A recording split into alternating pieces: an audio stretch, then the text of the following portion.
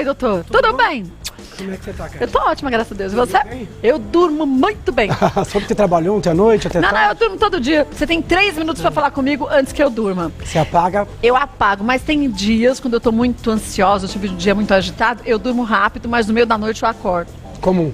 É comum, né? Quando você tá muito tenso, aquela insônia de manutenção. Acorda no meio da noite, acorda meio ligado, sem sono, né? Esse é um tipo de Pronta insônia. pra começar o dia. Quer saber todos os tipos de insônia? O Dr. Leandro Teles vai explicar pra gente e a gente fez uma matéria sobre o assunto. Vamos ver? Olha lá. A noite vai chegando, o corpo está cansado do dia corrido e não demora muito para bater aquele soninho. Nesse momento, o que mais queremos é chegar em casa, deitar na cama e desmaiar. Mas nem sempre é isso que acontece. Às vezes parece que é só pisar em casa para que o corpo desperte e ao invés de relaxar, a cabeça comece a pensar em 1000 coisas. Então, pronto, o sono foi embora. Vira de um lado para o outro, levanta, deita, nada adianta. A insônia apareceu e resolveu ficar. 1 a cada 5 adultos sofre de insônia, um distúrbio que prejudica a capacidade de adormecer ou ainda de permanecer dormindo durante a noite. A pessoa que tem insônia geralmente já começa o dia se sentindo cansada, não desempenha suas atividades com qualidade por falta de energia e tem sérios problemas de humor. Saiba quais são os sintomas, as causas e o tratamento para insônia, agora aqui no Mãos.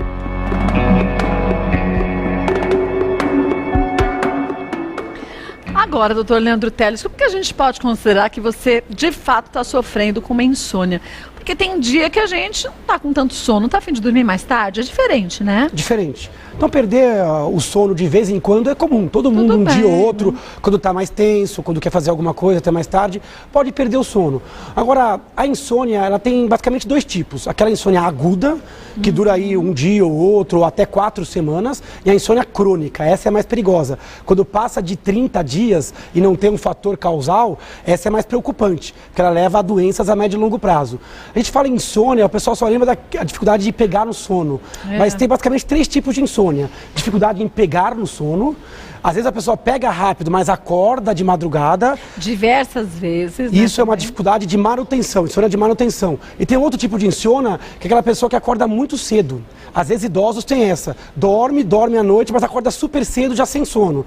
Então, se você está despertando cansado, sem motivação, sem disposição, tem que olhar para a noite de sono. Mas se eu acordo muito cedo, toda disposta, e depois no meu dia o rendimento é ótimo, eu dormi a quantidade de sono, de horas que o meu corpo necessitava, não Isso, é? o melhor indicador que você está dormindo pouco é quando você acorda com dor, ou mal-humorado, ou irritado, desatento. Tem pessoas que dormem 8 horas e acordam cansadas. Opa, não dormiu bem. Agora tem gente que a gente chama de dormidor curto. Dorme 6 horas e acorda super bem. Então, para essas pessoas, isso não é considerado uma doença. Por isso, quando a gente fala em insônia, a gente não fala só em duração. A gente fala em qualidade e em performance de dia. A gente tem aqui alguns mitos e verdades. Vamos pro primeiro deles, ó. Dormir 8 horas significa dormir bem. E aí? Eu acho que é um mito. É mito, claro, né? Na verdade, esse é um dos parâmetros de duração. Agora, tem gente que dorme 8, 9 horas e não dorme bem. Por exemplo, quem tem a apneia do sono, acorda e não percebe. Quem tem um sono muito superficial. O sono ele tem que ser contínuo, então eu pego no sono rápido, mantenho a noite toda de forma contínua e eu acordo reparado. Se eu não acordei reparado, se eu não acordei pronto para encarar o segundo dia, isso realmente é um indicador de insônia. E tem pessoas que dormem menos que 8 horas e dormem bem. Quem precisa de mais sono? Adolescentes, crianças. Bom, recém-nascido dorme muitas 19 horas, 18 horas. Idosos, às vezes precisam dormir um pouco à noite, um pouco à tarde. Né? Adolescentes, por exemplo, 9 horas. Gestantes. Pessoas que se recuperam de cirurgias ou de alguma doença. Então, até a nossa necessidade de sono varia ao longo da vida, né? E na individualidade de cada um, tem gente que dorme 5 horas, mas desde criancinha foi assim, dorme 5 horas por noite e tudo bem, acorda super disposto, né? É o que a gente falou de dormidor curto, dormidor longo. Às vezes isso é genético. A pessoa precisa de 9, 10 horas, o outro precisa de 6, 7 horas. Abaixo de 6, Kátia, eu acho crítico. Eu acho que abaixo de 6 é muito raro alguém ficar bem. Quase sempre nos estudos científicos, quem dorme menos que 6 horas está cansado demais para citar o sintoma, para perceber a própria alteração do sono. Eu já percebi que eu durmo durmo 7 horas, mais ou menos. Mas eu acordo sempre 5h30. Então Você eu posso acorda sozinha ou acorda com o despertador? Sozinha. Então eu posso dormir meia-noite, eu acordo 5h30. 3 horas da manhã, eu acordo 5h30. 9 da manhã, eu acordo 5h30. Você tem um clocking, né? O seu cérebro sabe a hora de acordar, mesmo que ele encurte um pouquinho o sono. Mas você acorda bem. Ótimo. Então, provavelmente, quando você dorme menos, você deve aprofundar mais e ter um bom rendimento geral. Então tem que ficar atento à qualidade desse sono. Qualidade mais importante que duração. Vamos ver mais um? Realizar atividade física à noite é recomendado para quem tem insônia. O que você acha, cara? Eu acho que não, acho que depende de pessoa para pessoa. Para mim, me agita mais. Então tem que tomar cuidado. A atividade física é altamente recomendado para quem não tem, para quem tem dificuldade de sono, para quem não tem também. A gente fala em pilares de saúde e no fim de ano isso é importante. Se você quer ter saúde, 4 coisas são importantes: sono, atividade física, boa alimentação e controle do estresse. Então a atividade física é muito importante. Agora tem que tomar cuidado. Quem tem um sono que não pega rápido, é muito ruim. Às vezes a pessoa não consegue dormir e fala, vou descer na academia, vou dar uma corrida. Não. Isso vai aquecer o seu corpo, liberar mais adrenalina e dificultar ainda mais o início do sono. O ideal é que pelo menos 3, 4 horas antes do sono, você já passe para uma atividade mais leve. Pode fazer um alongamento, pode passear com o cachorro na rua, pode fazer uma massagem, tomar um banho mais morno para diminuir a temperatura do corpo, mas exercício à noite não é recomendado.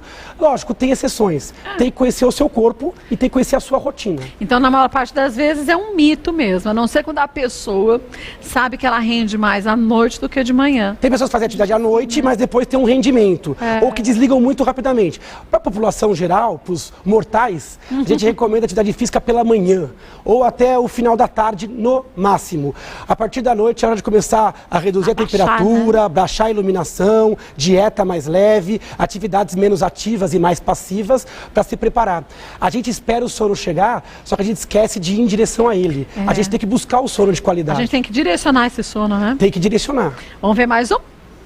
A insônia pode levar a problemas graves de saúde. Tá fácil esse, hein? Esse é uma verdade. É verdade, principalmente a insônia crônica, acima de 4 semanas de insônia. Você tem problemas a curto prazo, no dia seguinte como é que você tá? Baleado, Mal-humorado, desatento, risco de acidentes, falta de criatividade, problema de concentração. A médio prazo, Kátia, aumento da pressão arterial, muito cortisol, muita adrenalina, diabetes tipo 2, distúrbio de colesterol.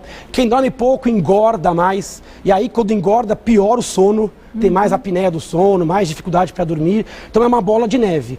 Todo mundo que tem doença crônica, diabetes, hipertensão, tem que ter o sono bem regular, porque o sono é capaz de descompensar.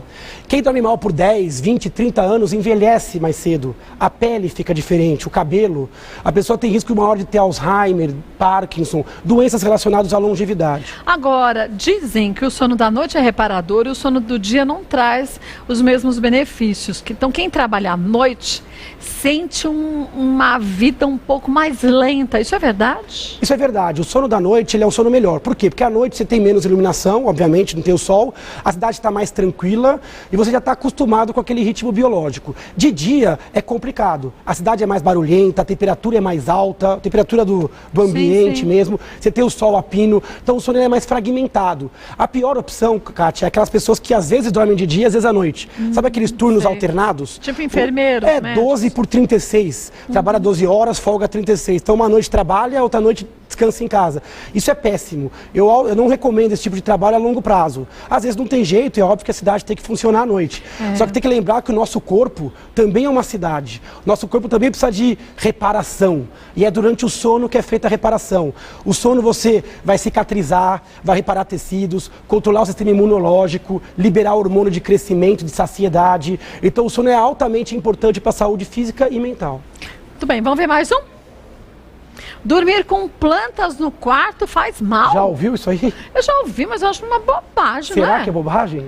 Ah, É bobagem. Bem, Do ponto de vista científico, isso é bobagem. Na verdade, isso nasceu de uma crença, né? A gente aprendeu na escola que as plantas fazem fotossíntese de dia, liberam oxigênio, são o pulmão do mundo, o famoso pulmão do mundo. Só que à noite, como não tem sol, as plantas respiram. Então elas consomem oxigênio e liberam dióxido de carbono, CO2. quer dizer, faltaria oxigênio pra gente. Teoricamente, se você dormisse confinado com plantas, poderia ter um ar enriquecido de CO2 e isso poderia dar alguma narcose, alguma sonolência ou mal-estar.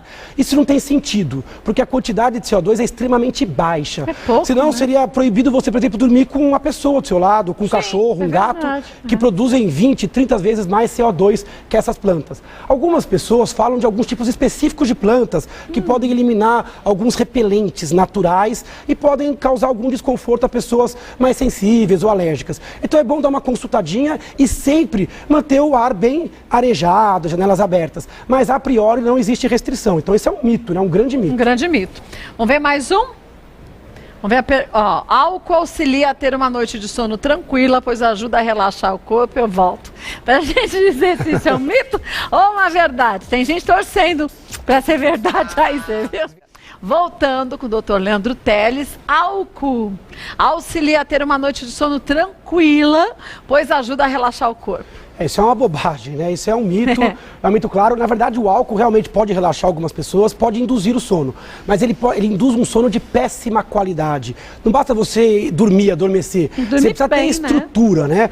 O álcool, ele piora muito a qualidade, tanto que as pessoas acordam cansadas, de ressaca, com dores. Então é uma noite mal dormida. Tem muita gente que acaba tomando alguma dose para dormir, depois outra, e troca uma insônia por um alcoolismo. Muito cuidado. Então é uma substância que tem que ter moderação e é muito ruim atrelar o álcool a algum fenômeno teoricamente positivo do corpo.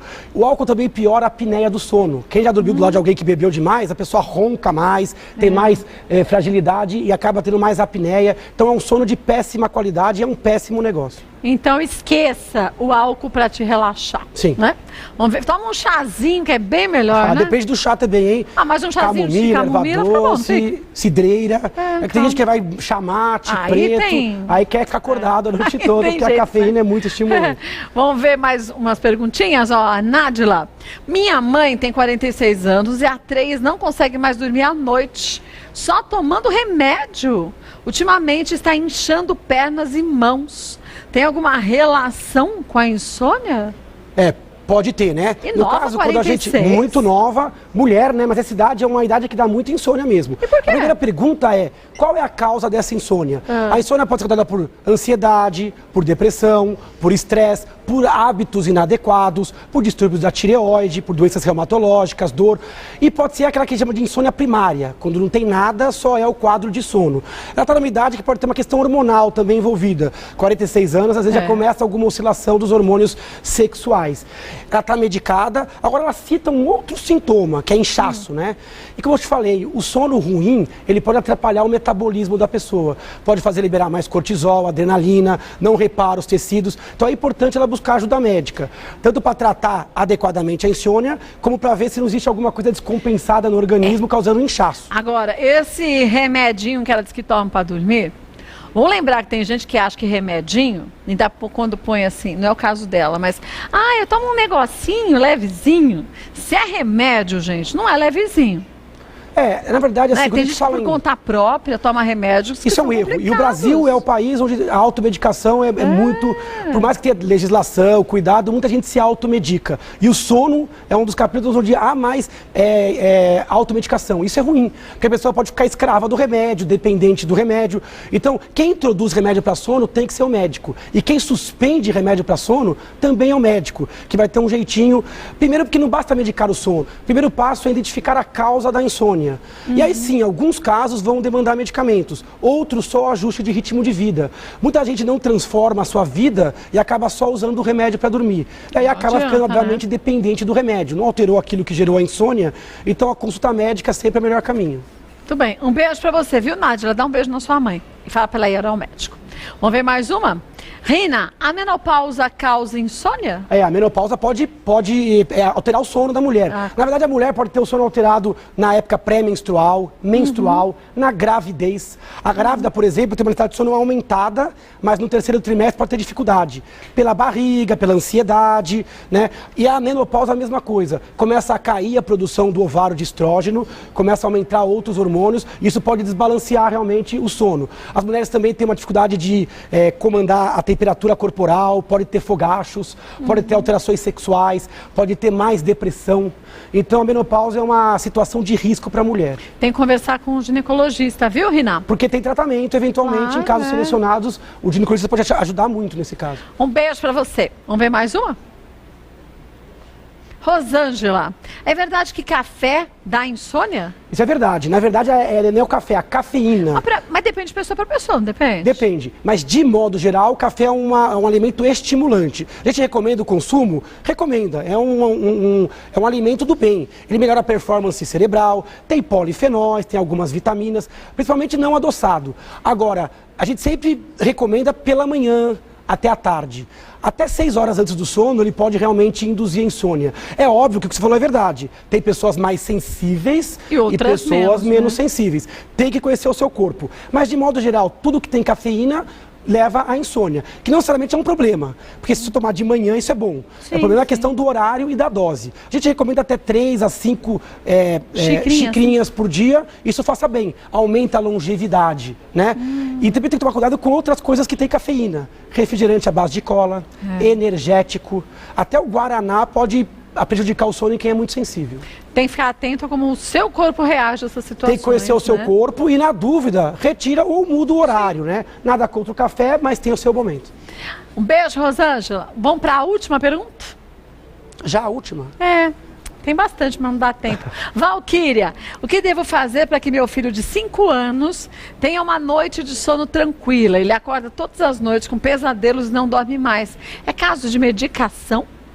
Olha que coisa, pesadelos são extremamente frequentes na infância. E por quê? Todo mundo tem pesadelo, mas a criança tem mais. É uma fase de maturidade, tudo é novo, a criança ela é mais impressionável, né? Então é muito comum pesadelos. Isso geralmente é algo transitório. Tem que tomar cuidado nesses casos, onde o pesadelo ele acontece várias vezes, interrompe a noite, porque pode ser algum estresse que a criança está passando, ou na escola, ou em casa. Pode ser só uma fase. Tentar tranquilizar a criança, dormir em um ambiente bem calmo, ver se não tem nenhum fenômeno físico incomodando a criança que possa levar ao pesadelo. É muito raro precisar de medicamento. Isso é uma medida de exceção. Então é uma questão de tranquilizar a criança. Com 5 anos já começa o desenvolvimento da compreensão sobre isso.